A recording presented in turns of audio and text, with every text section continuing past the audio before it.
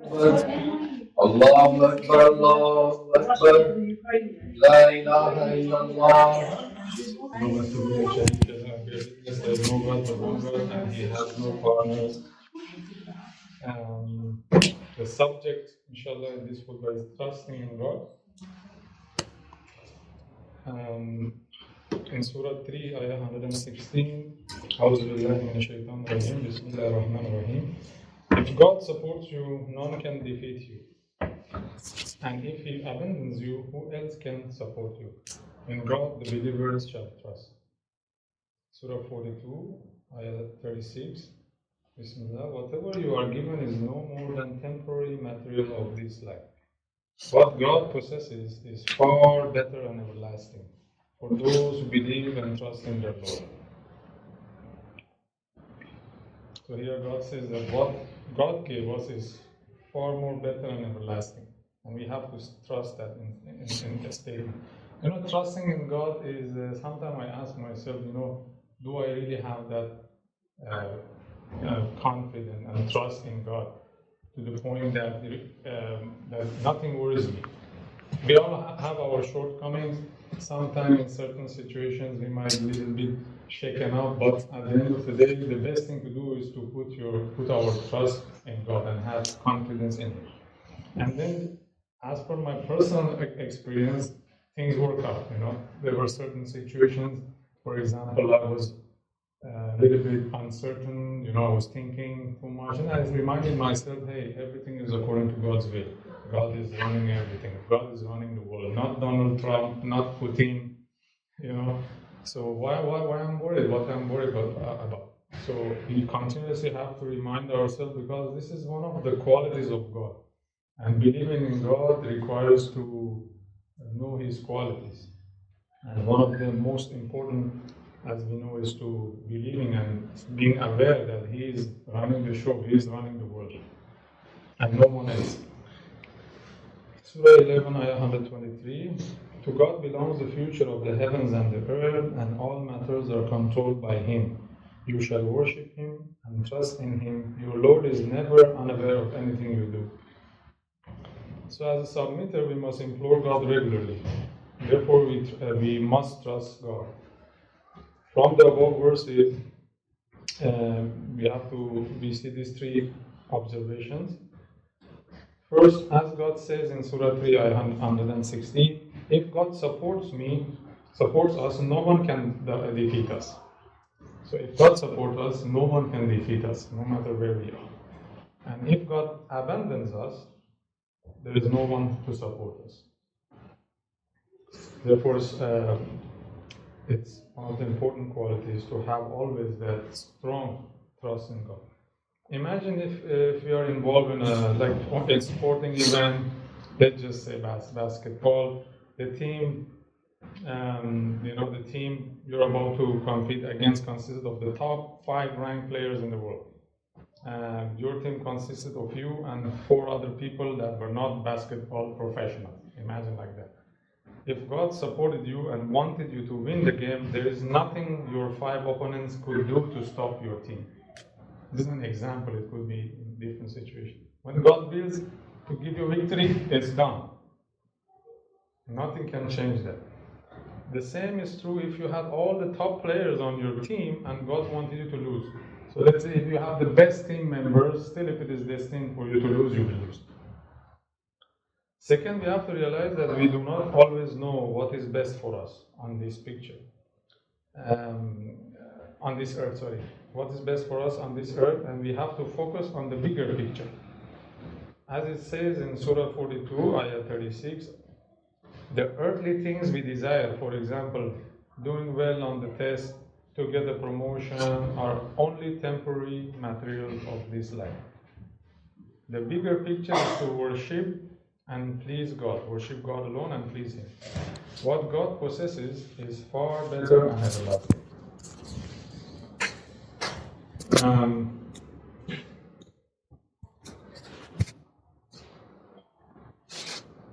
So no matter what happens to us, we must recognize that it is by God's will and that God is running everything.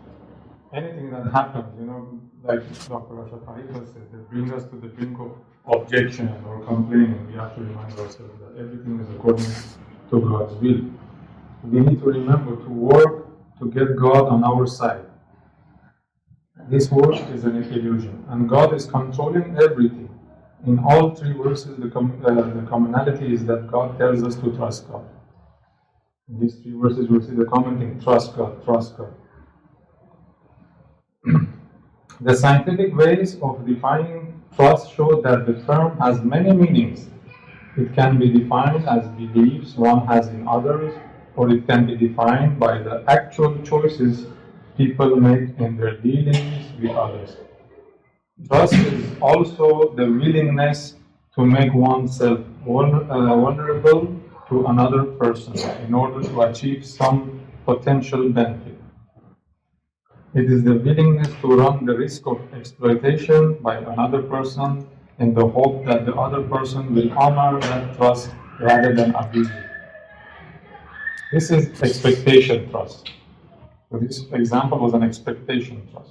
People may act in a selfless way to another individual to create an expectation that the other individual will return the favor sometime in the future. So they have that expectation, okay, I'm doing this, sometime in the future I will benefit from it, or they might, They may act in ways to establish a reputation as kind and generous people who are deserving of reciprocal favors by helping another person. Even one who cannot reciprocate, she can be trusted in mutually beneficial interactions.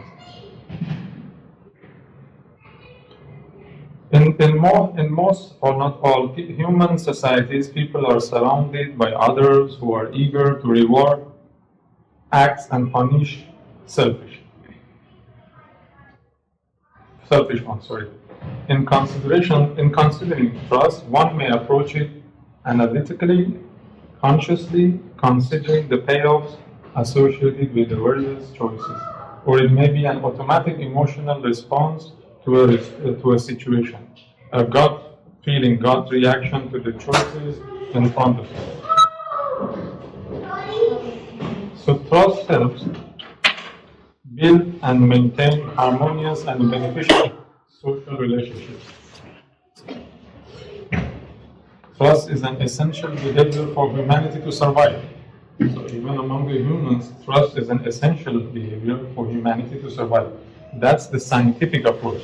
Let's look at what God said about trust in Surah 2, Ayah 283.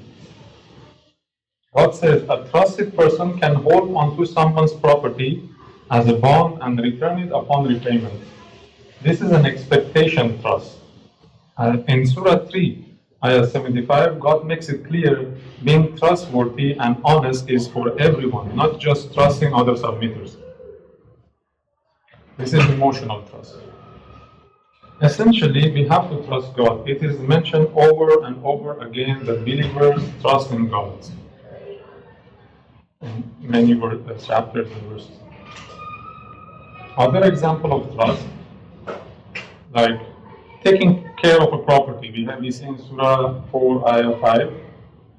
And do not give immature orphans the properties that God has entrusted with you as guardians. You shall provide for them therefrom, and clothe them, and treat them kindly. Now, this is returning anything you borrowed, Surah 4, Ayah 58. God commands you to give back anything that people have entrusted to you. If you judge among the people, you shall judge equitably. The best enlightenment, indeed, is what God recommends for you. God is here, seer. Not betraying a trust, in Surah 8, Ayah 27. Who you believe, do not betray God and the Messenger, and do not betray those who trust you, now that you know. Keeping your word, in Surah 17, Ayah 32. And the believers keep their word, they are trustworthy. Honoring agreements, in Surah 23, Ayah 8. When it comes to deposits entrusted to them, as well as any agreements they make, they are trustworthy. not harboring doubt. In Surah 8, Ayah 49, the hypocrites and those who harbor doubt in their hearts said, these people are deceived by their religion. However, if one puts his trust in God, then God is Almighty, most wise. Being steadfast, Surah 16, Ayah 42. This is because they steadfastly persevere and in their Lord they trust. Knowing that God is in control, in Surah 11, Ayah 56. I have put my trust in God, my Lord and your Lord. There is not a creature that He does not control. My Lord is on the right path. Trusting that God will protect us from Satan, Surah 16, Ayah 99. Bismillah. He has no power over those who believe and trust in their Lord. So Satan has no power on those who believe and trust their Lord. The logical consequences of belief in God, Surah 10, Ayah 84. Moses said, O my people, if you have really believed in God, then put your trust in Him if you are really submitted. So Moses said to the Israelites, if you have really believed in your Lord, put your trust in Him. And we all know, it will become long, but we know the examples in the Quran, how many places they doubted. Near the sea, they said they will be drowned. Then they were taken out of Egypt. They had doubt, and they were saying, you brought us out. Now we are deprived of our, things that we used to have. And also when they were entering the city, when God says, enter peacefully, among the people, treat the people nicely, enter the city. Among all those people, after seeing all these miracles, only 2 people believed. Hey, you should trust your Lord. You should enter the city. They said, no, Moses, you go and your Lord. You will wait here. And what happened? The consequences. 40 years roaming the world endlessly. It's such a, it's a kind of a foolishness. You saw the clear proof. You knew that Moses was a messenger, prophet, and that you saw all these miracles. And yet he is saying, enter the city. People are objecting. So these are good examples in Quran how lack of trust in God and what is the consequences of it, which is severe. 40 years is almost a lifetime, And another story like Joseph, the moment he said, remember me at your Lord, Halas, even he stayed in years for a few more years. It has consequences. That's why we have to take it very seriously. We should not rely on anyone else. We should always rely on God and we should trust Him. This is the important part, and we need to trust Him. Surah 25, Ayah 58, you shall put your trust in the one who is alive and the one who never died, and praise Him and glorify Him. He is fully cognizant of His creatures' sins. Inshallah, we continue next khutbah. Alhamdulillah, wa ashhadu an la ilaha illallah wahdahu la sharika lah. I bear witness there is no God but one God and He has no partners.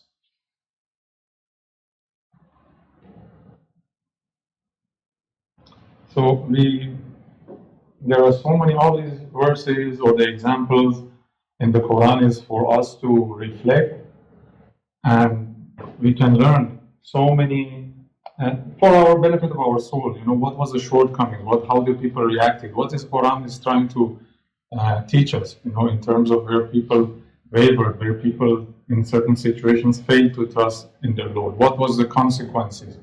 How can we avoid that? We have to continuously implore God to always have the confidence and trust in God. So when we reflect on these verses and these stories in the Quran, we understand that it's just too costly to waver or have that, not to have that strong trust in God. It just costs us. Because we know in the Quran that there is no in between way. Either we are submitters wholeheartedly, or we are disbelievers. We know the middle one, compromises, also will end up as disbelievers over time. So it's a total submission to God alone. It's a total dedication, devotion to God alone. Like the Dr. Rashad Khalifa said, we can call it devotion to God alone. So it's complete devotion of a person to God alone, to his Creator.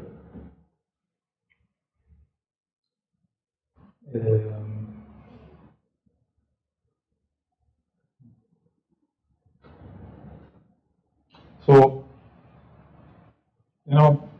everyone should ask. We have different, like the traditional Muslims. Whom should we trust, Bukhari or Almighty, God Almighty? Whom should we trust?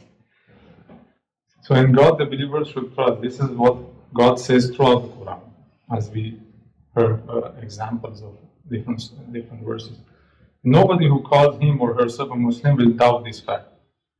Muslims will actually become offended when even the slight suggestion that they should trust Bukhari instead of God. Of course, they trust God. They would say there should be no question about that. However, that is not exactly what the majority of Muslims are doing today. They are putting their trust not in the Almighty God, but in the hands and minds of Bukhari, who compiled volumes and volumes of hadith attributed lies, which is our lies attributed to Prophet Muhammad, some 200 years after the Prophet's death, without any authority from God and the Prophet himself. They didn't have the authority. Prophet didn't ask, right, what I'm doing, how I'm walking, or I'm cutting the nails. Never Prophet asked. These are people who started right down to around 200 years after he's gone. So the proponents of this is one example. We see the proponents of hadith argue that the Quran does not cover all the details one may need to live as Islamic way of life. They also contend that Quran is difficult to understand, and therefore no one needs to refer to hadith. Therefore, one needs to refer to hadith, for explanation of clarification. Nothing can be further from the truth. It is true that Quran does not give all the details some people expect to have. However, when God says Quran is complete and detailed, as in Surah 10, Ayah 37, why should anyone argue? When God clearly mentioned in the Quran that we send this book Mufassala, it is fully detailed, why should anyone argue? For example, there are 4 prohibited food categories in the Quran. They are simple and clear. However, according to Hadith book, there are so many provisions that anyone who may want to follow these provisions diligently will have a miserable life if they really want to follow the prohibitions mentioned in Hadith. However, God teaches us in the Quran that making prohibitions and attributing them to God is a gross offense, as in Surah 3, Surah 16. Therefore, bringing misery to oneself just because one may feel holier is not righteousness. It is the exact opposite. It is double jeopardy. Have a miserable life plus incur God's condemnation. Surah 7, Ayah 32, Bismillah. Say, who prohibited the nice things God has created for His creatures and the good provisions? Say, such provisions are to be enjoyed in this life by those who believe. Moreover, the good provisions will be exclusively theirs on the day of resurrection. We thus explain the revelations for people who know. The point is that God gave us the freedom to choose what we eat, how we eat, beyond the prohibited categories of food. When we are not satisfied with what God enjoined us to do, what does that make us? To make additional laws above God's laws, commands. To regulate our lives, whether it is related to food, dress, practices of religion, is to be unappreciative of God, to say the least. Furthermore, how can anyone rely on the accuracy of hadith when some of them are fully contradictions, nonsense, blasphemies, and lies against God and the Prophet? How could the recordings attributed to Muhammad be free of misrepresentings, political and social bias and distortions? Why should we put our trust in 43 volumes of what Bukhari wrote down when God's book is free of all that? Why should we put our trust in that? Proven and fully protected. Proven. If someone look for the proof or seek for the proof. And it's only one volume, one book. Everything is clarified, the 2 paths are mentioned, what leads to hell, what leads to salvation. Small, but everything is mentioned. So when I sometimes had conversation with traditional Muslims who claim that the Quran is not complete, some of the verses I share with them that, hey, it's fully detailed. For example, even to the point that when 2 believers they meet, they should say salam, where to eat, where not to eat, who to marry, who not to marry. So I share this example, or when you do salah, you should do in a moderate tone. So This is one example of trusting man instead of God, or lack of trust in God. When clearly in the Quran mentioned that we sent this book fully detailed. We didn't leave anything out of this book. But are all hadiths false? Probably not. However, the real question is, what do we do with the hadiths? They may give us some historical perspective. What are they also useful for our religious practices? But are they useful for our religious practices? Question mark. God tells us in the Quran that His revelations are the best hadiths. Surah 39, Ayah 23. That He made the Quran complete and fully detailed. It is sufficient for our salvation. God has repeated several times in the Quran, we made the Quran easy to learn. Does any of you wish to learn? This is another subject. You know, Quran is complicated. You can come up with your own understanding. You need tafsir. You need to, there are so many ulamas studying for 20, 30 years. You are coming and telling me this is Shahada is wrong. That's a very strong, Of course, I don't say directly, but in the beginning, hey, you're doing Shahada wrong, or your whole family members and the ancestors were following the wrong path. I don't start like that. We start usually with the subject. When we're talking about the message of Quran, we start with the subject of God alone, and indicating about the separating between man-made laws and God's laws, then getting into hadith. So, but when you reach to the point that they have, they think that, each one of them, they have some of their favorite ulamas when I talk to them. Some of them listen. So when I talk to them, and if they reach to the point that, hey, even the Shahada, which is the basic, is false, this you will see their color changes. Some of them are ready to discuss further, they're interested to look into it, which is a minority. Most of them, they just try to ignore and follow their own, what their parents used to worship.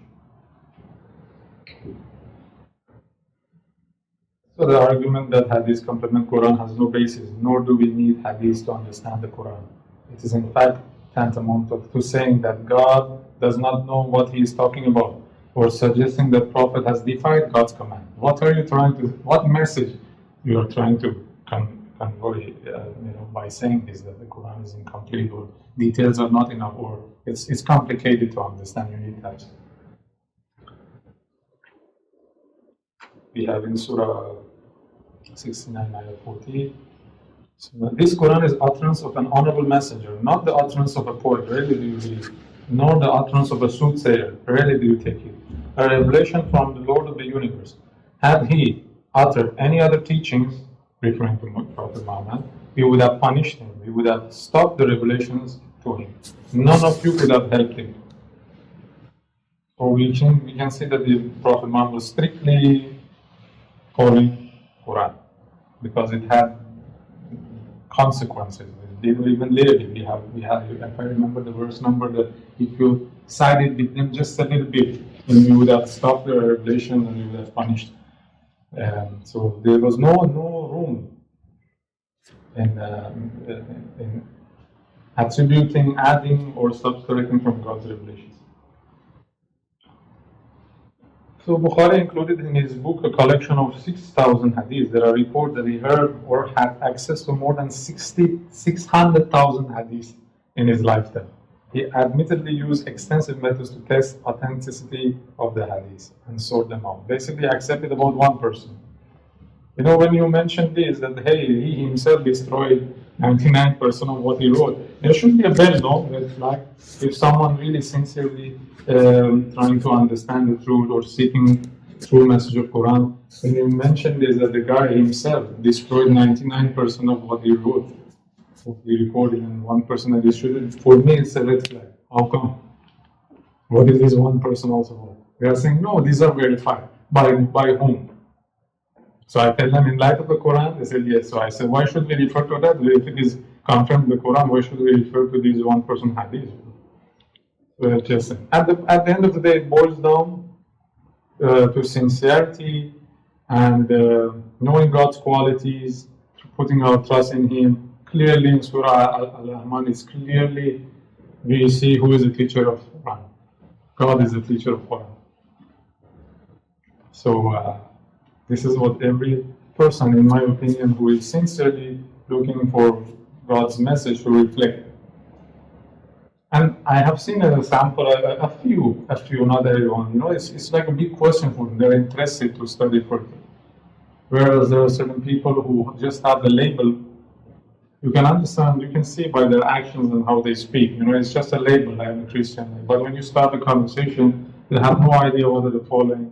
And they're not showing even a little bit of interest in learning the other side of what they have learned from childhood. You know, then we look at the other side. Okay, I've grown up. This is my parents following. What's the other side of the argument? So that's someone who has the belief in God deep inside, seeking for the truth, and they're sincere. I believe automatically they will recognize the message. Whoever is sincerely seeking the truth, praying to God, God responds to it. But if they only seek the truth. So we have many examples, as I said in the Quran, about previous generations who failed to precisely or strictly follow God's commandments, who failed to put their trust in God, and we inshallah remind ourselves to put our trust in God in every situation, no matter where we live, where we are, and inshallah God will guide us.